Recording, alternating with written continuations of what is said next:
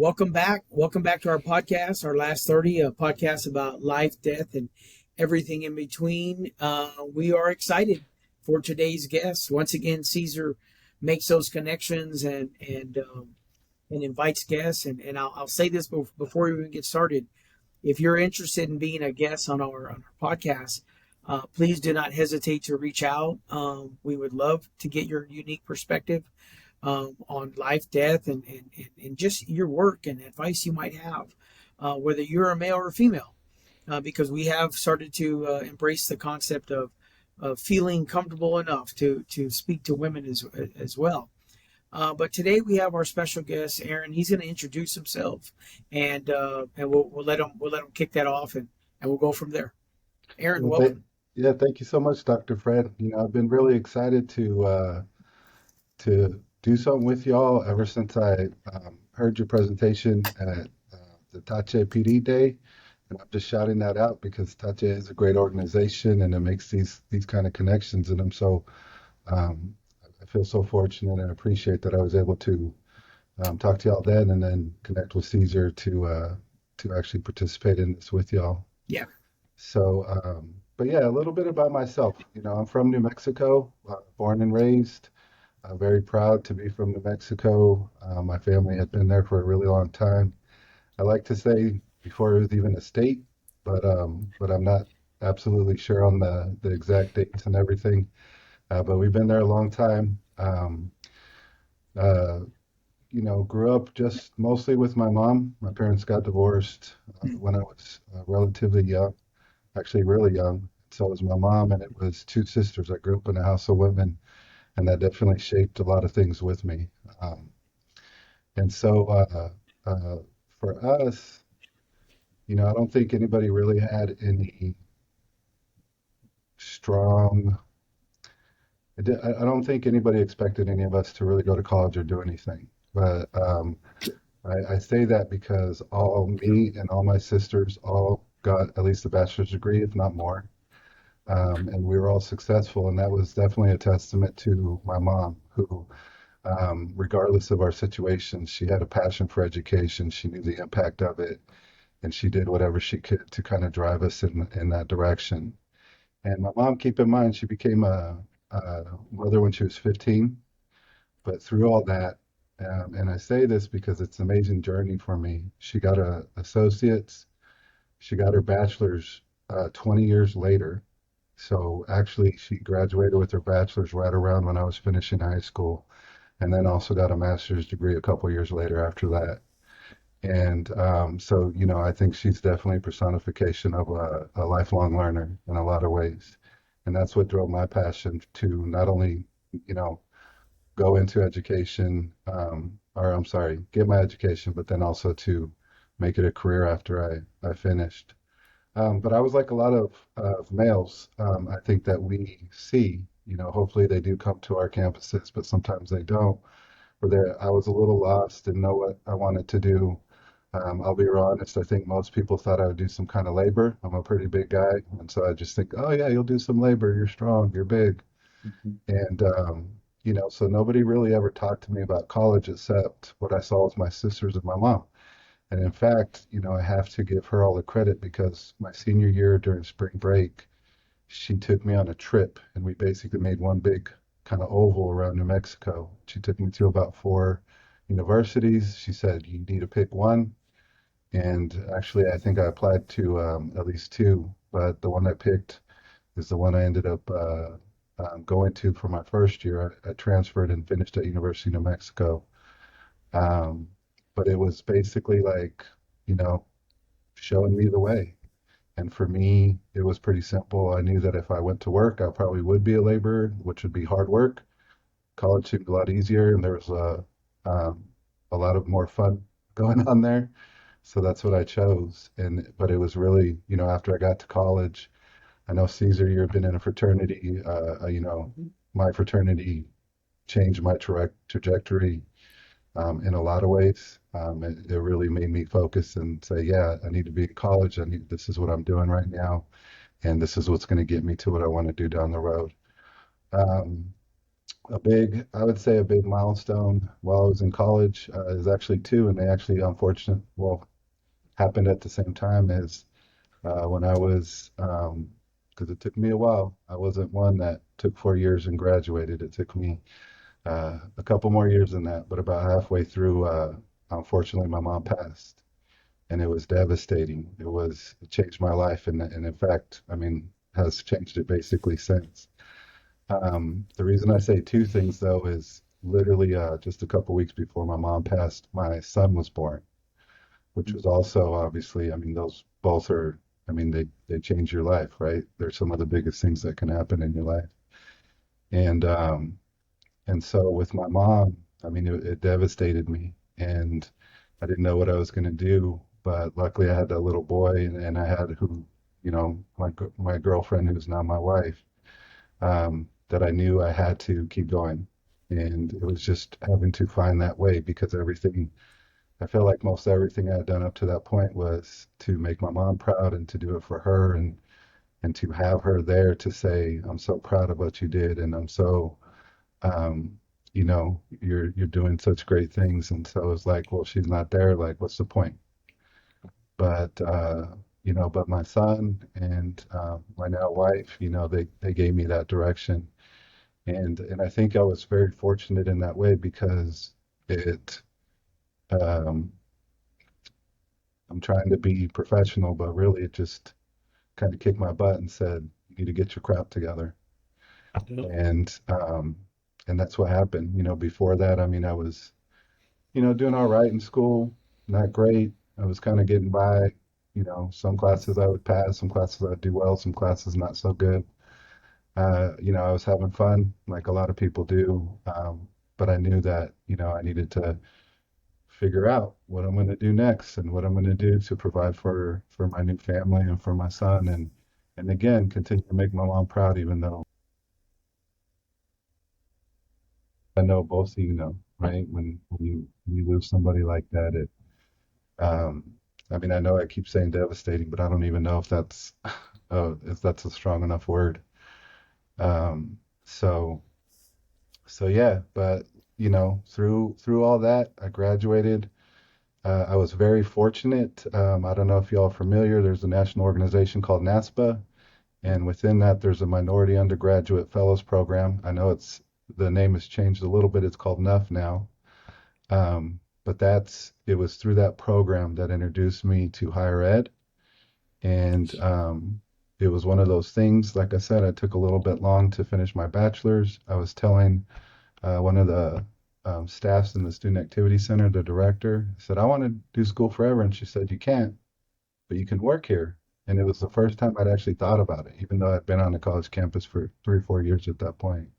And so I did that program. I got a mentor. Her name was Laura Valdez, and she's been amazing, but my mentor from that point forward. But she's the one that introduced me to higher ed. And, the passion to help came from my mom. My mom was a nurse her whole life. I knew I wanted to go into something where I could help people. Um, and education, my grandfather was a teacher for 40 plus years, so he was kind of my role model in that way.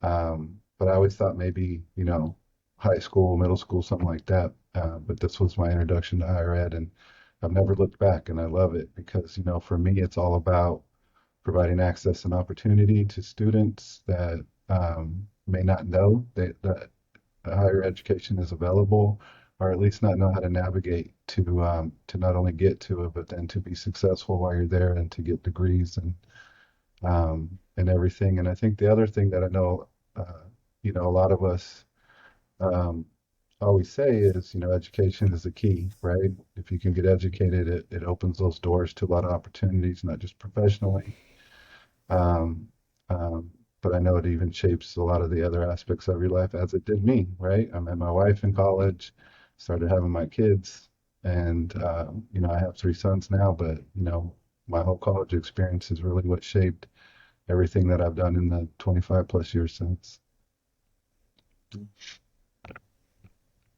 Yeah. Thank you, Aaron, for, I mean, just and I say often, right, just kind of humanizing this experience of what our parents mean to us, and that inspiration, um, what what others see in us, man. I mean, you're inspiring people as well, and you know, I was talking to my family yesterday, in fact, and I asked them. I said, "Do you know how many people die every day?" And I didn't know the answer to the question. And I said, let's just guess how many. So everyone had different guesses, and Hmm. my guess was something like 10,000 or 8,000 people die a day, and I was shocked to find out that 150 to 160,000 deaths in the world every day, and it's not just that individual death, but it's the 5, 10, 20, and 30 family members that are affected. And they're not Hmm. affected for a day or a month or even a couple of years.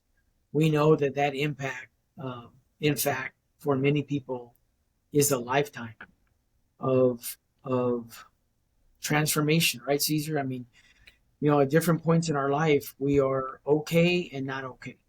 We Right, are inspired and we need inspiration. right. We are struggling and helping someone through the struggle.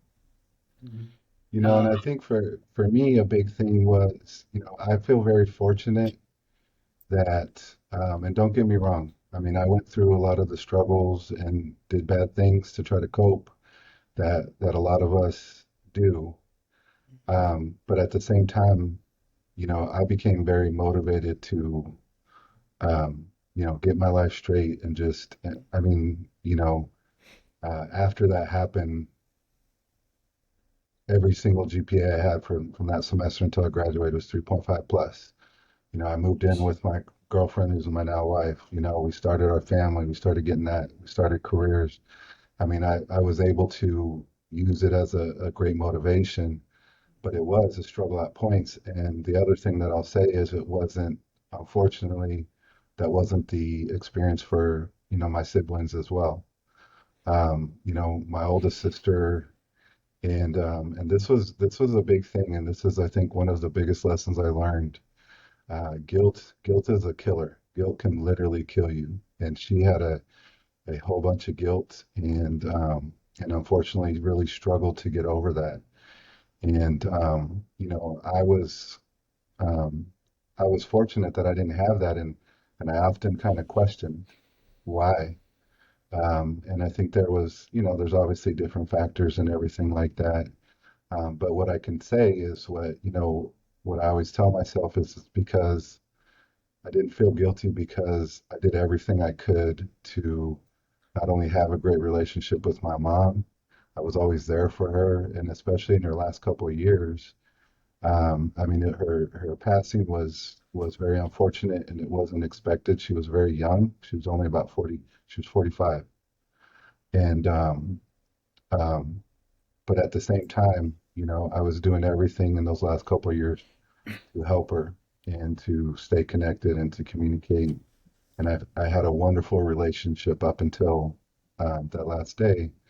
And I know that there was some stuff that my sister felt guilty about their relationship, and it ate her alive.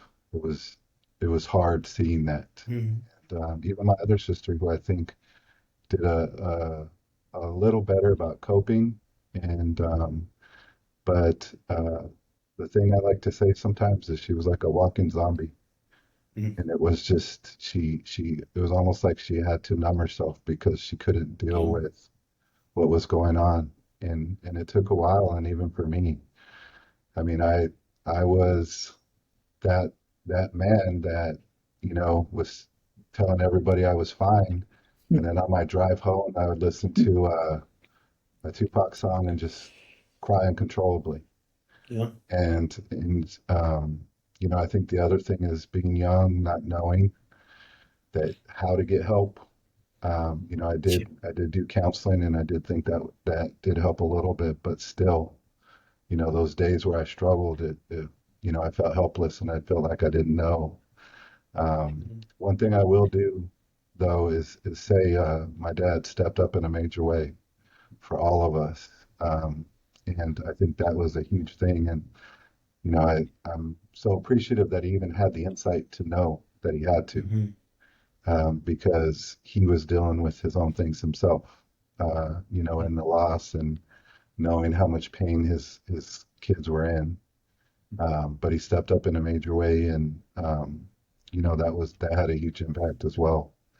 But that's the big thing, when I Mhm. see people struggling with stuff like this, that's the kind of stuff that I try to share because it's so easy to go sideways and go the wrong way. It doesn't matter. You can be the most successful person, doing great. Life is wonderful. Mm-hmm. But it's almost like, those videos you see when those cars hit a brick wall at 40 miles an hour. Yeah. That's what happens to you. And then you don't, it doesn't matter. Even if you thought you had the answers or you figure, I know what's going on. All of a sudden you just don't. And it's that connection, it's because they're family, it's because they're so close, it's because um, you know, I don't ever think we really live our lives separately. We're always connected in some way. And when you don't have that anymore, it's like I said before, man, it just changes your life. Was No, absolutely. And I think honestly, you bringing up the way that your sisters cope with it, that really resonates with me. Because I was the one that felt guilty whenever my dad passed away.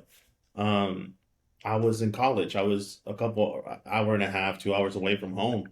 I would miss his birthdays sometimes to be at events or work. Like I dedicated my whole last 2 years of college to the organization because I thought that that's what my parents wanted. I thought that I'm like, oh, I'll miss this birthday, but I'll see him in Thanksgiving, or I'll see him during Mm. Christmas, or I'll see him here and there, or I'll just go home next weekend and I'll see them. But we never really anticipate, we never really know when that day is going to be. So being very intentional on how we spent our time and how we show up for our family members, for our loved ones, for our friends, I think it's very important because yeah, that guilt. I mean, even till this day, again, it's a work in progress. I don't think you ever fully heal, especially after losing a parent. It's something that we got to continue to work on, that we got to continue to be intentional about. And yeah, there's some days even now that I'm out here that I feel guilty. That dang, I wish I could have spent that birthday with them instead of being at Lank's event or whatever. But at the end of the day, now what what I continue to do with my education, with my career, with the podcast, with whatever else that I'm doing in my life is to keep that last name still alive for my dad and continue to help the family continue to talk and be more intentional with my siblings, with my mom. We're very lucky that we still have her and we're super close with her. So being very intentional on how to spend that. But yeah, honestly, I think once it's siblings, each sibling has their own different experience and ways of coping. Right. Um, and even if you might not see it, even if that person might not show it, we're all dealing through the same stuff. We're all gonna deal with it one way or another. So, Well, and I would say one thing too that can eat at you as far as guilt too is the emotions that you feel, yeah. especially when they're emotions that you didn't expect. And I say that not with my mom, but unfortunately, a couple years later, my oldest sister passed away too. And one of the things I struggled with her passing was I was angry with her. I was very angry with some of the things that she had done. And I was so guilty about feeling angry about her passing away. Mhm. And I didn't know how to deal with it. I just beat myself up because, like, Mhm. why should I feel this way? I mean, this is somebody that's passed. All we should do is, fond memories and always speak positive. But I was angry at her. And I think part of it for me growing up with just my mom and them, she was 6 years older, so she was almost like my second mom. Mhm. She did a lot of, there was a lot of like life lessons that usually you do with your parents, and I did Mhm. with her. And I think, I think that had a lot to do with it because I was just very close with her in that way. Um, but just, angry about some of the decisions she made, and also just angry that she was gone, because it's like, no, you're supposed to be here to help me, and I can help you, and we can help our other sister. And Mhm. um, that was something that, again, I didn't really experience with my mom, but it kind of threw me for a loop, and I got really guilty because why can't I be angry at her? Um, but it's just, I feel like you go through all those emotions, and like you said, Dr. Fred, they come and go, right? So my mom, it's been 21 years, and there's still days where I'm deeply sad because I just miss my mom so Mhm. much. And I don't, so I try to kind of predict or understand, like, where is this coming from? November's a really bad month for me always, because that's the month that she passed away. And it's funny because I'll find myself in November just, kind of depressed and sad, and, like isolating. And I'm like, what's going on? Because a lot of times, I mean, things are good. Work's good, school's good, kids are good. I'm just like, what's going on? And then, maybe it's a text or a call from my father just reminding me, or saying, hey, I just want to say I love you. Been thinking about you. I know this is a tough month. And, um, but yeah, I mean, guilt's a hard thing. And I think it's something that you have to, whether it's through your religion, whether it's through support of your family, through counseling, you have to, I always encourage people to do something about it, because if you don't, that's definitely something that's gonna um, cause a lot of harm in the long run. You know, it's tough to hear you speak, man. I'm not gonna lie. So much of what you're saying resonates with Caesar and I. Um, it's hard, brother. Yeah, I and I know that. know, and You know what I mean, and what I mean is in a therapeutic way, right? We're very mindful of that. We talk about it all the time. We're on a path to healing, but we're not healed men. right, You know, we're just on a path to healing, and there are pieces of our lives that gently or harshly remind us of the finality of this beautiful thing we call life. Your right, mom's sudden death um, just stops everyone, and it was the same truth for Caesar and myself. Our parents died with very little warning, right, and preparation, and by the time that was upon us, there was no more talking. It wasn't like, well, they didn't get 30 days here. You know, we don't, it's a concept we explore, but we know that no one's getting 30 days. right, The way it works is the family might get 30 days to talk about it, 30 minutes to process, you know, a few days. I mean, you go from having never planned anything to meeting with professionals, meeting with doctors, meeting with coroners, meeting with family, bringing people from out of state, from other countries, planning and burying or cremating your family in 3 days from the point of death. Like, for those of us still grieving, it's shocking. yeah, You're not, you're just not there yet, man. and right, and it doesn't matter what your age is at the time. And I say this often, man. I think about it probably too much, Aaron. The first love we ever had, right? The first person who showed us love is our mom, was our yes, moms. And the first person to show us discipline oftentimes, right, were our fathers.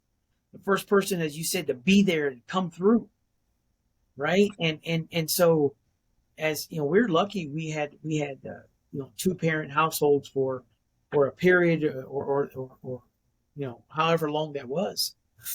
But for so many individuals, that process is lonely, man, and it hurts my heart to know that people had to do that alone. I could not imagine. Right. One the other thing I was to share is, you know, like your sisters, my two sisters struggle deeply with the guilt, and it's because we don't have a an indication that someone's going to leave. And are we, you know, and I'm going to be completely open right now. Today, you know, a couple days ago, I I was struggling, man. I was in a tough spot. I'm in a tough spot right now, actually, and I was not very nice to my kids. I love my kids more than anything. I was not very nice. Had something happened that night, for example, Aaron, I'd never forgive. I believe I would never be able to forgive myself. And that's the beauty of all this. It's a gentle reminder for us to love a little harder, a little longer, dude, and be aware of the little and big stuff. Right. You know, as a Yeah. parent now, how does that influence how you navigate parenthood? Right. Yeah, and it is. And, you know, with my sister in particular, um, I remember she was struggling. And I remember probably 2 days before she passed, she called me and she was crying because she had started working again. She had some um, her leg, and she was kind of recovering from that. So just having to stand all day at work was very painful. And so that's what she was crying about. And I was just telling her, you know, just take it one day at a time. It will get better with time. You know, you're doing what you're supposed to. It just takes time. Don't be so hard on yourself. And we had a really great conversation. But then the night before, she called me, and I made the decision not to take the call. You know, I called her later. It wasn't like I didn't want to talk to her, you know, so I don't feel guilty about that. But it was just like, I'm busy, I'm doing something, I'll call her later. And I did, and I left a message. And it was just, you know, kind of like, hey, I'm sure you're following up just on our talk the other day. Just wanted to try to catch you. Hope you're having it, you know, all that. But it hurt because I'm like, why didn't I take that call? You know, would things have been better? Would something maybe have changed? I don't know if it would have, but it also would have given me that last time to hear a voice. And so that was rough, right? That was really hard because I agree with you. I think that with a lot of people, some of that guilt, that's what it is, right? It might be little stupid things like a little fight or whatever that happened before, or you know, you just weren't talking because you got in an argument a couple days earlier, or you know, whatever. It could be some little, something big. Um, but that's definitely one thing I learned. I know it's a cliche that people say it all the time about, you know, kiss your family, say I love you, because you just never know. But it's absolutely true, and I try to make that effort as much as I can. And I'm not, um, you know, I don't know. I grew up where the men in my family were very stoic. We didn't say I love you much. We didn't show a whole lot of affection, and I've tried to break that with my family, but I still struggle with it, and I know I don't say it enough. But I know I've made a concerted effort to do that and to show it, especially because of, you know, the experiences I've had. But I want to say another thing that I think is that I know I wanted to share with y'all, because even this, you know, this is what's helped me get through everything that I've went through, is being able to share my story and to talk. And one of the experiences I was going to tell you about is I was very fortunate. I got an opportunity to work in Indonesia for 4 years. And the first 6 months that I was there by myself. My family was back getting ready to move and all that. And so I was trying to find things to do. And one of the things I was lucky enough to stumble into was a writing group. And in that group, I was able to write my story. And, we created a book that's on my shelf. I know I'm going to share it with my kids one day, where I told the story of everything that happened basically from the night I got the call about my mom and like the next 2 or 3 days, like you're saying, Dr. Fred, up to when we were in Lubbock at her funeral, because, it was something that I knew would help me to heal, would help me to understand um, maybe those emotions. But I also wanted to make myself vulnerable, which is something I think up to that point I had not done. When people would ask me about it, I wouldn't hide, but I wouldn't talk. Me and my dad talk about it a lot, is we we're not afraid to share, but sometimes we just don't because we can't deal with the emotions that come with it. And and that was a way for me to get very vulnerable, but to do it in a safe enough way, in a safe place for myself. Um, but instances like that where I've been able to talk to others that have gone through the same thing, to share my story, has definitely been very therapeutic, and it's been a big thing that's helped me. And it's what I thought about immediately when you guys were presenting at that conference. Because I can't, what I always tell people, we've been through this, but anytime that I hear somebody and I want to give my condolences, I always say I can't imagine what you're going through because it's unimaginable what I know they will experience based on what I have. It's You feelings know, that are so strong that you would never expect that you could have feelings that strong. It's a sadness. It's a nice, feeling, literally feeling like you're alone, even when people are surrounding you. It's a feeling of helpless that, you don't even know. It's like you're drowning and you don't even know to try to swim or anything. And, but you have to find ways, whether it's talking, counseling, through a mentor, like I know that you did, Dr. Fred, to really help Caesar, a friend, a family member, whatever it is. You have to get the help because I don't know if I've ever experienced somebody that didn't get help, turn out okay. Um, and I'm talking about even when it's been 10, 15, 20 years. If they haven't gotten that support or figured out what will work for them, um, they're not okay, and they won't until they find that help. you're talking about people sharing advice, and the common statement, couldn't imagine what you're going through. I can imagine what that feels like, and those shared experiences from people who unfortunately have gone through that. I mean, that's powerful. Whether it's seeking advice from about love, like, hey man, what, you're 15 years old. What is, I think I love her. Like, and then your father and grandfather says, that's not love, brother. That's something else, man. You got something else Right. on your mind, Yeah.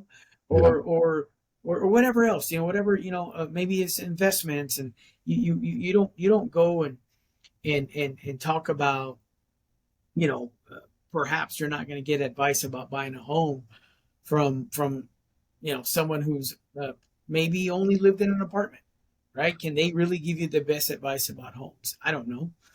um, but I know that those lived experiences, those shared experiences, are powerful, Aaron. And when someone has lost someone,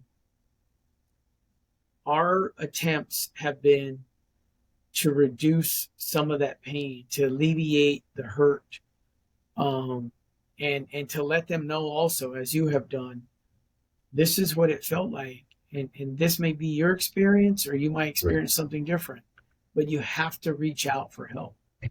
Caesar and I talk about all the time. He shared the last episode, a couple episodes ago, the power of of counseling, of talking to someone. And whether it's a formal relationship with a therapist or connecting with your church or temporarily meeting with a family friend, letting that some of that pressure off your heart goes Right. a long way. Yeah, definitely. I think the other thing you hit on too that's so important is it's something you'll deal with your whole life, right? I remember it probably had been about a year after my mom had passed, and I was complaining about something to my grandma, because I was super close to my grandma. But I remember she told me, she said, "Mijo, you need to get over it already." And I got so angry because, like, who? First of all, she's my grandma, but who can tell anybody that? Just get over it. Your parent died. Get over it, right? And I know that wasn't her intent. Her intent was, you need to keep on living. It's important to keep on living. But just I think it was just the way that she maybe said it to me.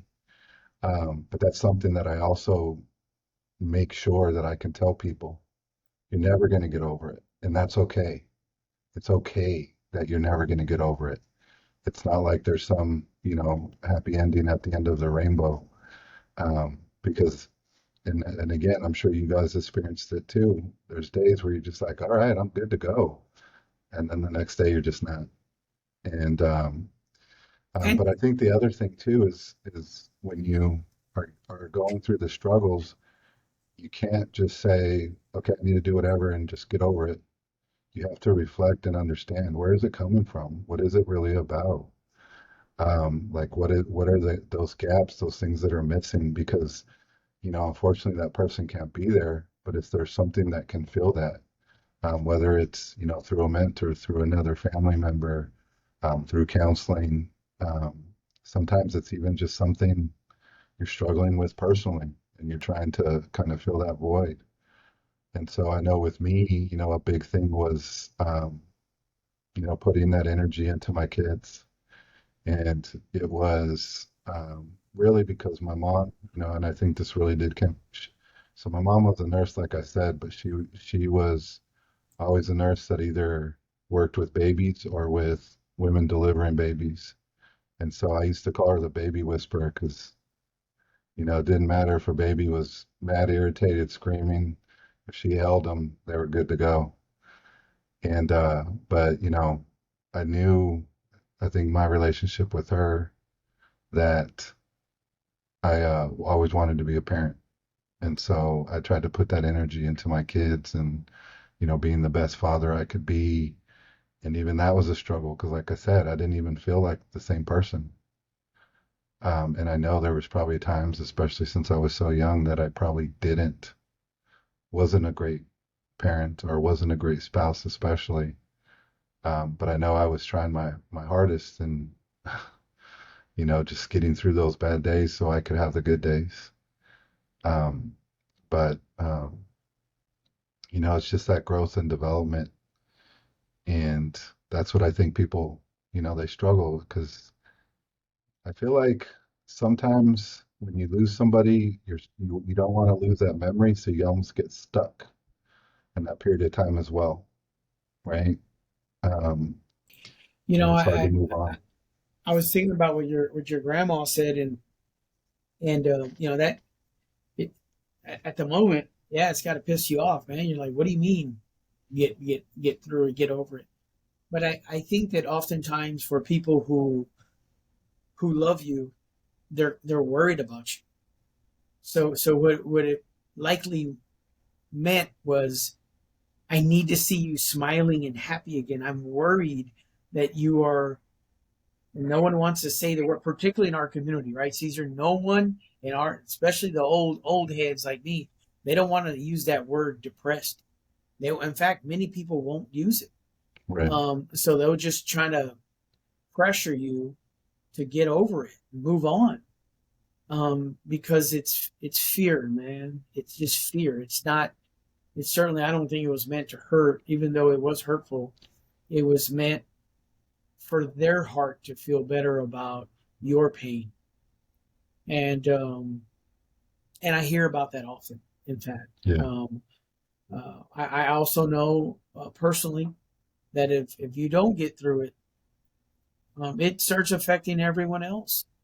And in our community, we are expected to be everything, the lead, and that's not to offend anyone. It's just culturally we are expected to just be strong and protect everyone and be the strength for everyone and show the face that you're showing now, not Right. one that has tears and red eyes and anything like that.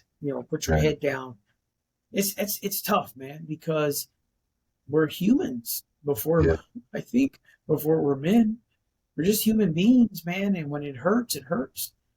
And Caesar and I, we've been pretty lucky, man. We're friends. We rely heavily on each other. Right. Um, and I'm lucky because I can tell him things that I can't tell my spouse or family because I think it would become worrisome if I were to say I'm depressed and I don't know what I'm gonna do, and that's worrisome for family members, right? But if I talk to Caesar like, hey, dude, I'm not feeling good. Hey, me too. What? We go back and forth, and all right, just kind of checking in on you, and just leave it there. But the family, because there's a different kind of emotional connection, they're gonna respond differently, man. It's worried. Oh Yeah. yeah, and I see it with my family too. It's crazy that you brought that up. Because we did two episodes this past week or this past month. We were talking about depression and suicide awareness month and all of that. You saw the TikToks that we were reposting and the clips that we were posting, Fred. I literally got a call from my mom the other day. It's like, "Are you depressed? Are you okay? Why are you sharing all this stuff?" I'm like, "Mom, this is for the episodes. It's for our podcast. Like, we're recording. We're trying to get that traction. It's Suicide Awareness Month, so I'm reposting whatever. I'm good. Like, I'm fine. It's the other word you talked about, Aaron, vulnerability. And Yep. you Vulnerability. see Yeah, what he was doing, he was being vulnerable, and it was enough to throw everybody in the house Yep. off. Like, yo, yep. I don't like it. I don't like the way that fits. Hmm. Yeah, and honestly, I think for us as men, I think it comes to that we are always thought to be that strong person that we got to show face in front of everybody, regardless of what we're going through. I talked about it with Dr. Fred a few years ago. Whenever my dad passed away, the first day or two, I didn't cry about it. I did not cry, and um, we were we were here in Texas, and my dad passed away in Mexico, so we had to see everything pretty much through FaceTime. Um, the whole entire time that I was talking to my family back home, I had dark sunglasses on inside of the house, and I was talking normally. Whenever I went into my room, that's whenever I started crying. Hmm. Whenever I made that drive to Commerce the following day at 4:30 in the morning to work, that hour and a half to 2 hours, that's when I started crying. But whenever I got home, nobody saw it. So I Right. think it goes a long way, that vulnerability. When you start showing it a little bit, people get worried. People start thinking like, "Hey, what's going on?" And for my mom, I understand it. We've talked through a lot of the stuff that I went through. We talked about my depression, she found out more about the high functioning depression that I got diagnosed a few years ago from one of the episodes. So she still thinks that, hey, este vato, he's not right. He's there's something going on regardless. So Right. she works even a lot more in that regards. But yeah, you start showing that vulnerability, and it throws people off guard for sure. So I think also what Fred was saying, that he can come to me, he can just shoot me a text. Even the way that he texts, when he actually writes the words correctly, I know something's wrong with his auto. Like when he actually spells things right, I'm Yeah. like, what's going on? Like what happened? Right. Because you just know. So Yeah. That's terrible. That's a terrible reference. That when when I'm depressed, I'm more. I'm the spelling bee champ. basically, you give me all your SAT words too. But both of you bring up a great point that I just want to say. I think that's why I actually reached out to Caesar and said, I want to do this because for me as a man to go through what I've gone through, to walk into that session and see both of you. Dr. Fred, I didn't know you prior to that. Cesar, I did. And Cesar, like, you look like a mafioso, man. Like, you look like nothing would ever mess with you, right? Like, you're not going to show any emotion except for me. And I'm like, for you all to be up there talking about this and to make this, I mean, at this point, it's almost going to be probably your life's work, which is amazing because I think so many of us need to see people like you that allow yourself to do that and to do it publicly for everybody to see because there's a lot of people that wouldn't have that courage. And Mhm. but I think it's also just so important because a lot of people just won't have somebody in their life where they can see Yeah. that and they can realize, yeah, because I think we do a lot of times, like you, Caesar, and I know I mentioned it too. We do it in secret, so nobody does see it, and we think we're maybe protecting ourselves or protecting our family or whatever. But it's hard, and that's been a big thing with my kids, right? You're a man, but you can cry, you can be vulnerable, you can be sad, you can be sensitive, you can be depressed, you can be everything, and you can be open about it. It's not going to make you less of a man, and that's the next thing I wanted to kind of bring up, because I think part of my healing that I have to definitely give credit to is my father-in-law, and my father-in-law was almost probably the stereotypical Texan. He was born and raised. He was 6'4". He was intimidating. He was a police officer. He was a badass. And he was the most gentle man I've ever met. And he was one of the first ones that could show me you could be a man and still be gentle and sensitive and caring. And, that had a huge impact, not just on me, but I know it even on my kids. And I just I that's the big thing that I've always appreciated about him so much is being able to show me that and to show me it's okay. Because I think that's the other struggle we have, right? Is when you start showing too much vulnerability or too many emotions, it's always like, well, then maybe you're not a man. I don't know why we, as a society, as a culture, even as men ourselves, go to that where we're like, oh, so you're emotional? Oh, well, whatever it is, right? Um, uh, you must be gay or whatever, right? No girl's gonna like you, or I don't know. It's just, it's weird that we have these stereotypes and these perceptions and misperceptions or misconceptions, I would call them, of, that you can't show any of that. And I feel like in the Latino culture, and I know it's different, right? We have Latinos from all over the world, and the cultures are a little different, but I feel like that's one of the big things. I grew up, like I said, all the men around me were stoic. They were all very macho, and it wasn't, I didn't look at it as a bad thing. It was just what you did, and but I know it was hard on them, and unfortunately, a lot of them, like we see a lot, right? They would deal with it in negative ways. Drinking and alcohol abuse was a huge issue in my family.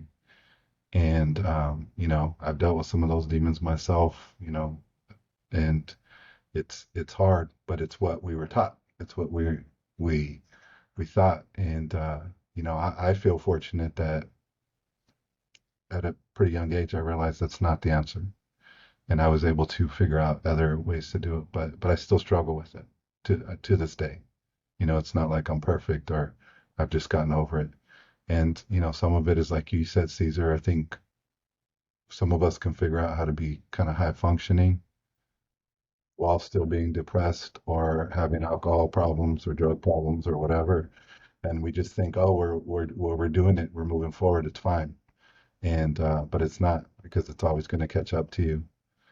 Um, but yeah, like I said, that's what I admire most about what you all are doing, the story that you're putting out, even the other guests that you've had on the podcast is it needs to become more common and just not even be a thing we think about anymore. for males to be able to share, especially during when we have experiences in our lives that make us very vulnerable, and just allowing us to be okay with that and not thinking that it's an issue or that we need to hide it or bury it, because I think that's the big thing that impacts us so negatively is we bury it deep inside. We internalize it, everything, and bury it deep inside. And it's something that I talk to my kids about. I have three, but my two youngest are 14 and 17. One's trying to finish high school, and the other one is just starting high school. And talking to them about, you know, we all have problems, but you don't have to deal with them yourselves, and you don't have to hide them. And don't be afraid to come talk to us. But I know it's hard for them, and it's something that we're working through right now. Luckily, through some of the counseling that's being offered through their school. Yeah, I know it's hard, and honestly, we appreciate you saying that. Honestly, when we started this, that's the one reason why we started to even talk about it. We wanted to, even if it was one more person that was able to talk about their story, tell what they went through, just use it as a therapy or as a therapy, talking to us about it, getting it out. We were completely happy with it, and honestly, it's been the things that we try to do now with the conferences where we present the programs that we try to put out. We saw it in the students when Dr. Fred and I met. We saw it in those students that we were leading in the mentorship program. How impactful it was for us to literally just open up a space early in the morning after a 2 mile run for them to sit down and talk about their day, what was going on with them. So once we started seeing that kind of an impact on a smaller scale, we wanted to replicate that. So we definitely appreciate that. But yeah, honestly, I think you hit it right on the head. I think when we start talking about Hispanic and Latino men specifically, even if we want to go even farther, more specific, Mexican men, we we tend to deal with alcohol abuse quite a bit. We've mentioned in a couple episodes the other day. It's like some of our family members can't say a good thing to you if they're not drunk, if they don't have a few drinks in Yeah, them. Like I remember my dad before he passed away and before everything, he used Caesar, to drink I would like heavily. to. Caesar, can I clarify? I don't abuse alcohol. I love it. Okay. Alcohol abuses you, which is different.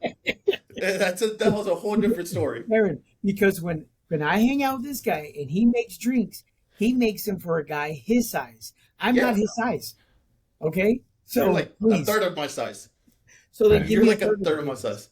Sorry about that. You're dumb. But so what it was getting to, before my dad passed away, he had been sober for about 10 to 12 years. But prior to that, he drank heavily. He drank right after work. He drank on the weekends because that was his way of de-stressing. Yeah, That's what I saw. Whenever I was little, whenever I was growing up, and when he would get drunk, he would hug my older brother and he's like, "Hey, mijo, I love you. Hey, mijo, esto lo otro." And that's the only time we saw it. So for me, that's what it was. I went to alcohol and we abused it, and that's how you show that. So being intentional, and recognizing that yeah, that's not a way to cope with your feelings. It's more to mask what you're going through and to mask those feelings is very important because some of us, when you're going through that and when you are abusing the alcohol, when you are abusing whatever other kind of substance, you feel good. You get that high, you're good. You're like, oh, I'm good. yeah, Nothing can hurt me. Nothing can harm me. But at the end of the day, like you said, it catches up to you one way or another. And if you don't talk about it, it's never going to be able to be worked on. right. Yeah, one thing in college that um, there's often things like this where I'm like, I'm not this smart. How did I figure this out? But with drinking in particular, I became very cautious of, am I drinking to celebrate or am I drinking for some other reason, which is usually a bad reason. And so I had to tell myself at some point, I'm only going to drink to celebrate. And it was hard because even a lot of my friends, who also, a lot of them were Latino, and particularly Mexican, since we're from New Mexico, that's where a lot of our family comes from. Um, they weren't drinking to celebrate. And, having to tell them, look, I can't do this, or let's do something else. Let's do something more productive. Let's do something better. Um, but it became a good rule of thumb for me. But again, it's still something that I would struggle with. But it did definitely help me because I definitely was doing it less, or it at least give me that warning of I don't have anything to celebrate. What am I doing? Let's talk about that, or let's think about that for a second, instead of just trying to drown my sorrows.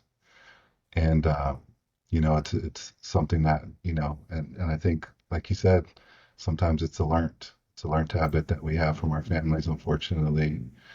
Um, and it just continues to be a struggle, and you And it's know, a great mask, Aaron. It is in fact a wonderful way of hiding right? your emotions, your feelings, to suppress those thoughts, if for a couple hours. And then, Yep, of course, the reality is you wake up later on or the next morning, and now you've used a depressant. You're probably not feeling well if you overdid it, and the problems are still there. And so that's the issue with anything. And yeah, we're focusing on alcohol, but it could be drugs. It could be, man, there's all kinds of things that people use as coping mechanisms. It could, I mean, goodness, I've seen people go to school as a coping mechanism, right. drown themselves in higher ed Yep, and never deal with some other real life factors. right. I'll share with you, years ago, I had gastric bypass surgery. That's pretty serious surgery, to lose weight and stuff. And the biggest hurdle that people had, on that, was not the fear of going under the knife. It was the psychology side. It was the addressing the psychological reasons why you eat, why you have made that food an addiction. Like, goodness, I love food, but you can love food and not overeat, Yeah, right? I love the smell of coffee in the morning. I love the smell. My kids were making fun of me the other day because I went on a 4-minute rant talking about the smell of when my sister makes sourdough bread, cracking it open and throwing some Kerrygold, butter on that thing and just eating it. And they looked at me and was like, Dad, you really like bread? Baby, I like bread. yeah, I like tortillas with butter on it and a little bit of mhm, salt. Listen, my point is that you can appreciate things. And Caesar and I joke that we drink a lot. We appreciate alcohol. I really do appreciate alcohol. But we're not going to abuse it. It's not going to get us anywhere. It's not going. We're not using it as a coping mechanism. But we recognize how easy it is to use it, and also must acknowledge how easy that coping mechanism can turn into an addiction. And then you have a whole other group of problems that you can't really break through alcohol addiction alone. You need right, help. I've heard right, stories occasionally, but it's rare. It's not an easy one to overcome. right. It's something to But think about. but I think you make a great point too, because like I told you, to deal with, or one of the outcomes after my mom passed, is I got my stuff together. Um, but even that was positive outcomes, but not necessarily healthy because I was doing it so I didn't have to cope with what was going on. I thought if I could be as busy as possible doing school, working, taking care of my son, being with my girlfriend, doing my fraternity, whatever. But at some point you have to realize like all you're doing is trying to hide from dealing with what's going on. And, that always comes up. And I say that because I find, it could be even positive things like working out, running. Um, one of the things that I think I've struggled with is, I try to, I like run myself ragged. I can't, there's times where I literally can't even just relax because if I'm not doing something, I'm like, what's wrong? What's wrong with me? But I think that some of that came from how I coped with my mom was if I can just stay busy and do things literally from the time I get up to the time I'm going to close my eyes, then I'll be all right. And it doesn't, if you don't deal with what you need to deal with, it doesn't, it never becomes all right. And then you end up just running yourself right, You right, never about to say you never fix it, and you're just running your brain, your right. spirit, and your body down. And and Yeah. and and in a sense, you are avoiding it.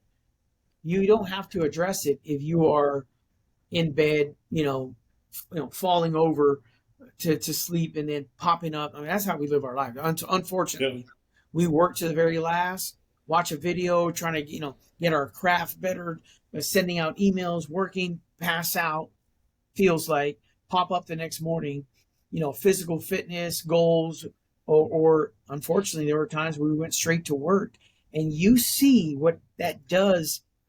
Here's the thing: you could see what it does to your body physically. If you took a picture of you in January 1st of 2024 and did it again January 1st of 2025, you could look at the physical reflection of your body, whether it got fattier, leaner, whatever. Okay, but you can't get a picture of the brain, man, of your Hmm. spirit, of your mental health, and so that can deteriorate for a longer period before anyone visually says something. I mean, visually recognizes it, and this is, "Hey, Aaron, or is everything okay?" Right. And that's just the reality. And so the physical side of being unwell is easy to dude, I put on 10 pounds. I don't want to put on 10 pounds. But what you can say is I deteriorated my mental health by 12%. And I can't pour into other cups because my cup is empty. Yeah. Right.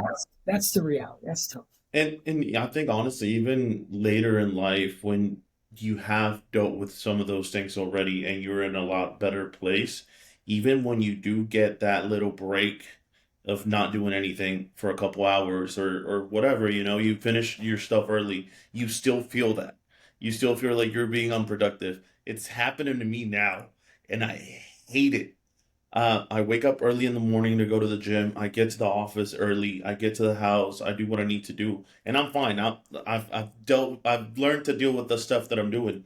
But if I'm sitting at the house for an hour and a half, not doing anything, or watching a TV show or whatever it is, because I'm home already relaxing, I'm like, what could I have done this hour? Like, what else could I have added to my plate to stay productive? Because we wire our brain that way Yeah. to cope with everything, to get away from what we were dealing with, to get away from the feelings that we were going through, and Caesar, I now have an we're in a answer for better you. place. I What? have an answer. If you say something stupid, I'm gonna cut it No, out, I'm just not so gonna. you know. Oh my God. Dude, I'm spelling Just correctly right now. okay, my bad, bro. What's up? No. You know what you need in your life? Children. I Here's need a what I'm girl suggesting. first. I need a girl first. Let's start at the Yeah, do very it the first right way. level. Do it the right way. Aaron, do we ever get to say, like, man, is there anything else I can do around here? Right. No, man, No, but I get it. I that's mean, in But Texas, that's how I spend the time with the kids, with my nieces and right, nephew. yeah, right. he's a That's great uncle. But I think that's how even it was. Like I was busy, busy, busy, and now that I'm out here alone, and I right. have it's crazy. But I think that's even the point that Caesar you're kind of making because I know with me when I'm and actually this happened just this past weekend. I had a full weekend like usual. I mean, Hmm. it's always. And but there was I had waken up, I had done a few things, and then I was just kind of laying on the couch, and all I kept thinking about was all the things I needed to do, but like I needed to also rest Yeah, because I had been, the last couple of weeks of just, well, y'all know, working in higher ed, the couple first weeks of yeah, um, the start of school, it's always busy. And then with kiddos starting school, it's busy with them. And then they have their sports and different activities. And my son was, preparing for his driving test and I was helping him with Mhm. that. I mean, it was just a lot. And, I was having to sit there and convince myself, Aaron, you deserve to sit here for 2 hours and not really do much. And that's totally okay. And I was arguing with myself about it. I couldn't just tell myself, yeah, it's okay, do it. It was still like, no. And then even 2 hours later, I'm like, gosh, I just wasted the day. I mean, it was only 2 hours out of the whole day. And Hey, Aaron, but I'm reminded as you said that, I've talked to Caesar about this. 2 years ago, I think it's been 2 years since the shooting in Uvalde, and just tragic, and all kinds of different feelings and emotions associated with that. But one of the stories that really hit me, aside from just young lives being taken, was this teacher, and she was killed that day. And they interviewed the husband, and he said all they wanted, dude, was all they were prepping for in life was for her one day to retire or give up teaching, for them to open up a taco truck and just spend time together and sell tacos, bro. They weren't even worried about the profit. They were trying to do something beautiful together. And Aaron, when I tell you that a couple of days later, that man had a heart attack and died, and it messed me up so yeah, bad, dude, because I'm sitting here thinking all the stuff we tell each other about occupied minds and occupied our days, how busy they are. Brother, if you don't take time to do something for yourself, for you and your spouse, and your children and the people that you love, it could be over, and then it is truly the ultimate regret. And I'm not saying it to you, I'm saying it to me, man. yeah, I'm saying it. You know what I mean, right, Caesar? Like, we do this all the time. I'm saying it to myself, dude. You can talk all you want, Fred, but if you're not doing anything with your spouse and your children, you're just talking. And soon you won't be here, or even more tragically, soon someone that you love won't be here. And so that's the whole concept of what we do, man. And so I know we're getting close to the end. I wanted to ask you, if you only had 30 days, what would that look like for you? Who would you tell? What does that look like? I mean, you have a unique story on how this has affected you, and how you live your life, and how you love. And I'm just interested if you could share with us, man, what would your last 30 days look like? yeah, absolutely. It's a great question, and I love that's kind of the idea where a lot of this is coming from. Um, because I mean, I know there's sayings like live every day like it's your last, and um, everything like that. But I don't think we often reflect on that enough. And I think it's even the stuff we've talked about today, right? Like you never fully heal, or things never just, oh, I figured that out and I'm moving on. You have to constantly do things to remind yourself, what's important, what's valuable, what you're trying to achieve, what you need help with, what you need support. And and I think that's why it's so important that we talk and we have discussions like this and we interact and we engage. But for me, it's easy. It's an easy answer, because it's been the answer I would say probably since I was itty bitty and could even think about something like this. And it's family. My family has been my world. They've been my rock. They've been the reason I do what I do. My value, and it's something I think we often think about. And Dr. Fred, I know you're a little bit older than me. I don't know how close you are to retirement, but I know I'm at an age where I have to at least start planning and thinking about it. It's still a while down the road, but I do have to start thinking about it. And you start thinking about your legacy at that point. And I've shared with my wife that I think my legacy is my family. That's what's always been important. That's why I do what I do, and I know that at the end of the day, uh, that's what I would spend my last 30 days. And I think with my kids, it would really just be about what are those life lessons, that I could just impart, share, whatever it is, but also maybe just spend time with them so that they understand what's going to happen and what they might go through. I think a big part of it would just be telling everybody how much I appreciate everything they did for me and everything they have done for me and my family. Because again, you know, little things like that, there's such huge gestures, and for whatever reason, we just feel like I don't know why we don't do it.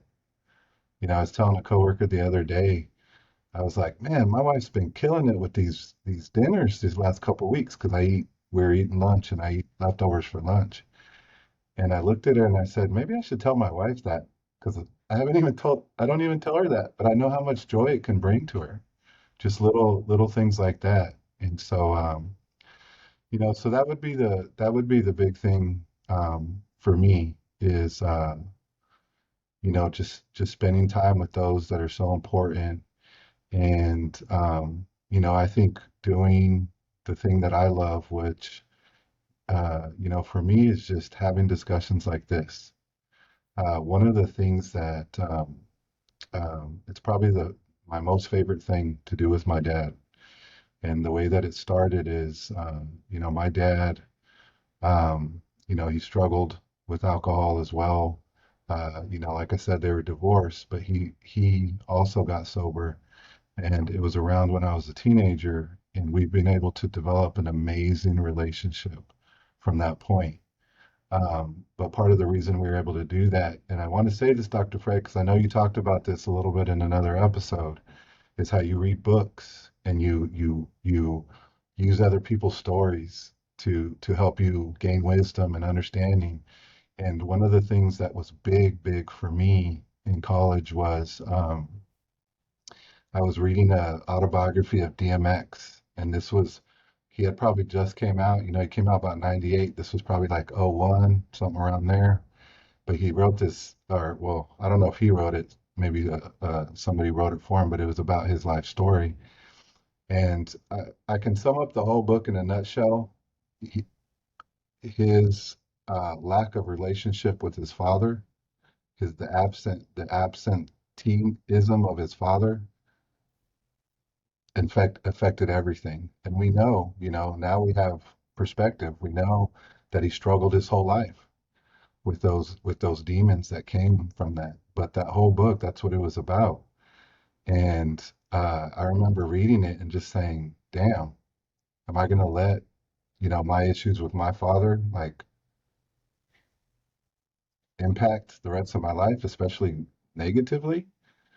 And so I sat down, I put the book down and I literally wrote him a letter that day and mailed him a letter and said, I'm never going to hold anything that happened in our past against you. Um, I do have memories, and things that we went through and all that, but I'm never going to hold it against you from this day moving forward. And, I know that one act had a huge impact on our relationship and still does to this day. And, it's things like that that, you never know. I didn't write that letter thinking, oh yeah, our relationship's gonna be amazing from this point forward. It was just something that I was like, I need to do it. I did it for myself. I didn't even really do it for him. And but oh my goodness, I'm so glad I did. It's another one of those things. I'm like, I'm not this smart. I shouldn't be able to figure these things out. But it definitely had a huge impact. And so I think I would also spend time doing stuff like that, making sure the people in my life, or even people that may not even be in my life today, but have had that impact at some point, that they just to make sure that they understand that, and that there's not any kind of, question that I could tell them that. Um, but yeah, because of that, with my dad, the point I was making was, we sometimes sit down before we're going to bed and start talking. Sometimes it's 15 minutes, sometimes it's 4 hours. Um, but he has really taught me I think the power of communication, of how it, builds, sustains, maintains relationships.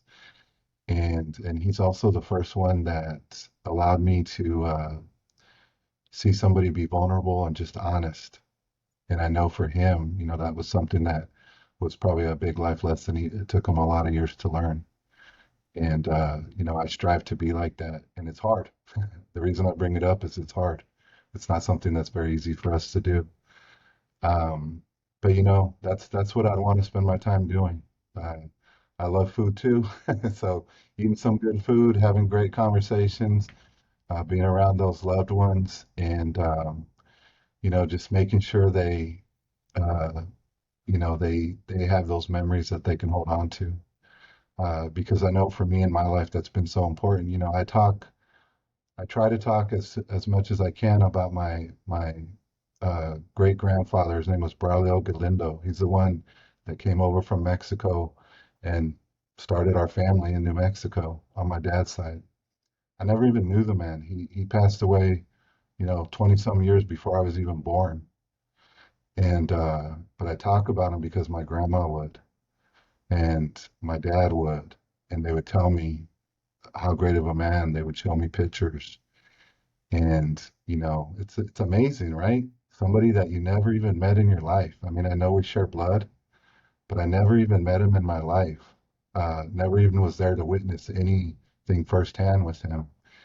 And, he's probably one of the most important people in my life and who I even guide myself. He is the one that showed all the men in my family that came after what it means to be a father, to be a husband, to lead, be the leader of a family. And That's and legacy, man. That's a yeah, legacy right there. and so that's what I think about. It's when my and I'll finish up, but when my father-in-law passed away, uh, at his funeral, I said a speech, and I was, so honored that they were willing to allow me to say something about him, and I talked about him, and it was interesting because afterwards somebody came up to me, and this is kind of weird to say, but they were kind of like, "Yeah, your speech was all right." I was like, I don't even know how to react to that. I mean, this is a dang funeral and everything, but whatever. Um, but afterwards, I was telling my sons and my wife, and I said, "Look," I said, there was a bunch of people in here, and they all loved and cared about uh, Mr. Matlock. That's what I always called my father-in-law. I never called him Mr. Matlock. They cared about him so much. Um, but I'll be really honest. I didn't say what I said because of them. I said it for my wife and my three sons because that's who I was speaking to. So I really don't care what everybody else thought of it. I said what I said because I was speaking to them. And I knew I needed to because I knew how much of an impact it was having on all four of them with him passing, and they needed to understand, like we're talking about, right? He's gone, but that doesn't mean his legacy won't live on, and it's up to us, and it's about us, and I love it. I love when my son's like, "Hey, I want to go fishing," because his grandpa taught him how to fish. When my son Pierce is playing sports, his grandpa was the loudest one in the stands cheering for him. And so I know that's part of his legacy. Whether it's working on cars, working around the house. Um, but that's I believe in the power of that and the power of those legacies, and even when you're gone. But for me, I don't really care. I know some people care about strangers and people in the world knowing about them. And for me, I just care about my family knowing about me.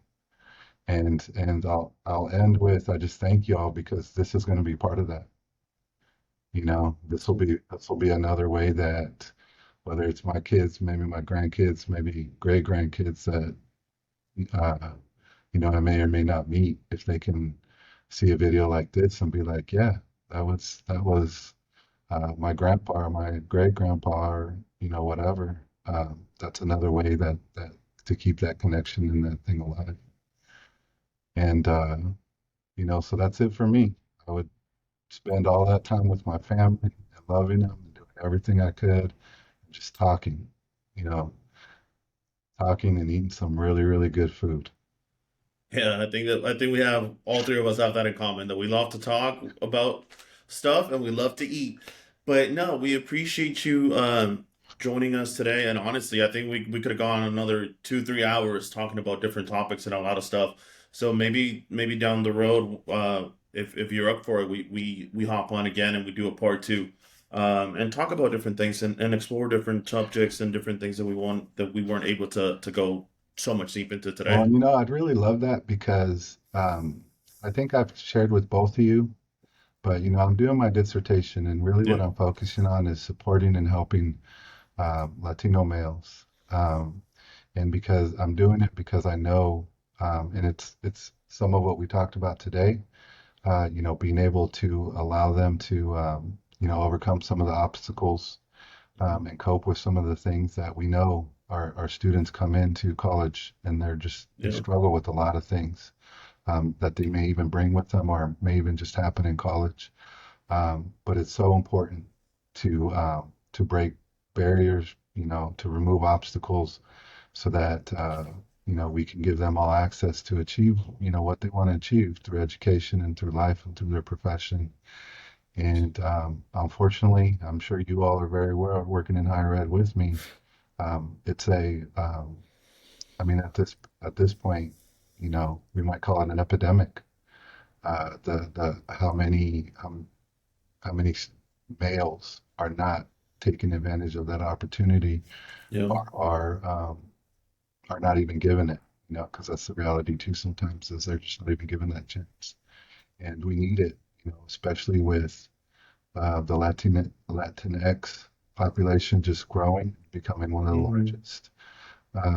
We can't have half of the population just not getting educated, not achieving those things, not being able to provide for their families the way that they can. And, uh, again, I mean, it's a testament to my story, and I'm sure y'all as well. We know what education has given us, and I want to be able to give that back. And like you said, that could be a whole other episode down the road.